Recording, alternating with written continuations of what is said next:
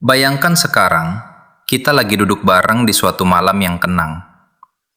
Mungkin kamu lagi rebahan di kasur, earphone nyantol di telinga, lampu kamar sudah diredupin. Aku cuma mau ngobrol sama kamu, pelan-pelan, dari hati ke hati. Kayak podcast yang gak buru-buru, yang cuma pengen nemenin kamu mikir sebentar.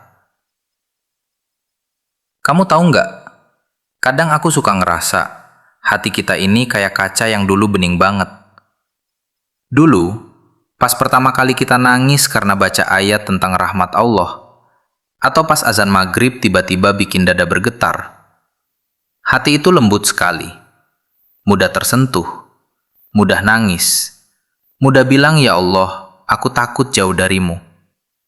Tapi sekarang, entah sejak kapan, rasanya ada lapisan tipis yang numpuk.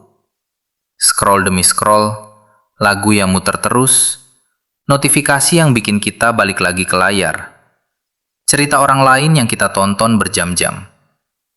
Pelan-pelan, tanpa sadar, hati mulai mengeras. Allah sendiri yang cerita soal ini loh. Dalam Al-Baqarah ayat 74, dia bilang, "Hati kalian jadi keras setelah itu, seperti batu, bahkan lebih keras lagi." Padahal batu aja bisa mengalirkan sungai. Batu aja bisa retak lalu keluar air.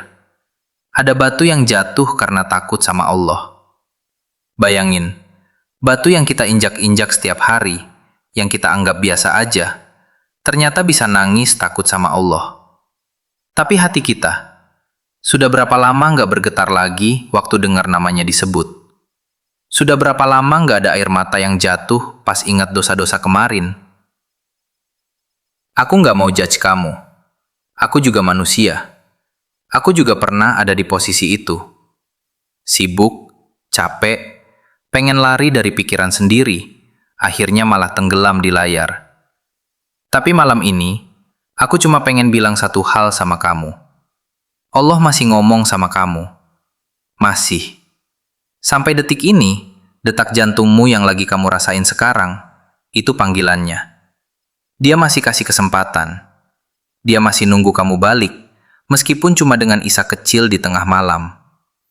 Jadi, kalau sekarang hatimu lagi berat, lagi capek, lagi bingung kenapa ibadah terasa hambar, jangan buru-buru judge diri sendiri. Cukup diam dulu. Tarik napas dalam-dalam. Lalu bisik pelan dari lubuk hati yang paling dalam. "Ya Allah, aku tahu hatiku udah jauh. Aku tahu udah banyak debu yang numpuk di sini. Tapi aku rindu. Rindu waktu dulu hati ini mudah nangis karenamu. Lembutkan lagi ya Rob. Jangan biarkan hati ini jadi batu yang gak bisa merasakan apa-apa lagi." Rasulullah pernah bilang, dalam tubuh kita ada segumpal daging. Kalau itu baik, seluruh badan jadi baik. Kalau rusak, semuanya rusak. Itu hati. Jadi malam ini, gak perlu langsung jadi sempurna.